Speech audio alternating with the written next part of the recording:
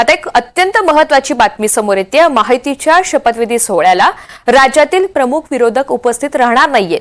शपथविधी सोहळ्याला उद्धव ठाकरे, शरद पवार उपस्थित राहणार नाहीत।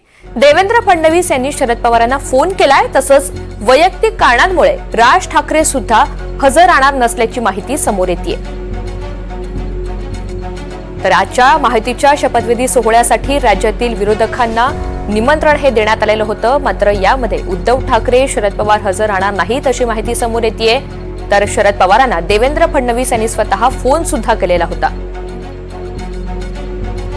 रामराजे शिंदे या सगळ्या संदर्भात अधिकची माहिती देतील। रामराजे, खरं तर फडणवीसांनी काल भाषणात असा उल्लेख केलेला होता, विरोधकांना सुद्धा सोबत घेऊन जाऊ, सर्वांना समाविष्ट करण्याचा आपण प्रयत्न करू। मात्र विरोधक हे काहीसे नाराज असल्याचं चित्र आहे। ते सोहळ्यात सहभागी होणार नाहीत हेच आता स्पष्ट झालंय। बिलकुल, आजच आपल्याला एका ज्येष्ठ नेत्यांनी माहिती दिलेली आहे, महाविकास आघाडीमधील सर्वात ज्येष्ठ नेत्यांनी माहिती दिलेली आहे की देवेंद्र फडणवीस यांचा त्यांना फोन गेला होता आणि शरद पवार यांना फोन गेला होता आणि शरद पवार यांना त्यांनी शपथविधीला उपस्थित राहण्याचं निमंत्रण पण दिलं होतं।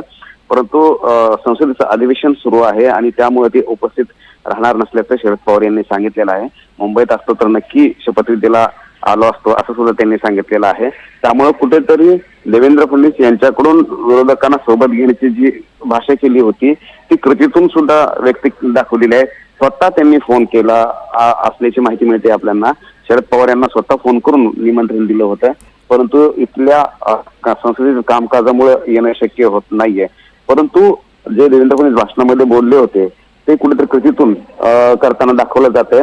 उद्धव ठाकरे हे सुद्धा या शपथविधी सोहळ्याला येणार नसल्याचं चित्र स्पष्ट आहे।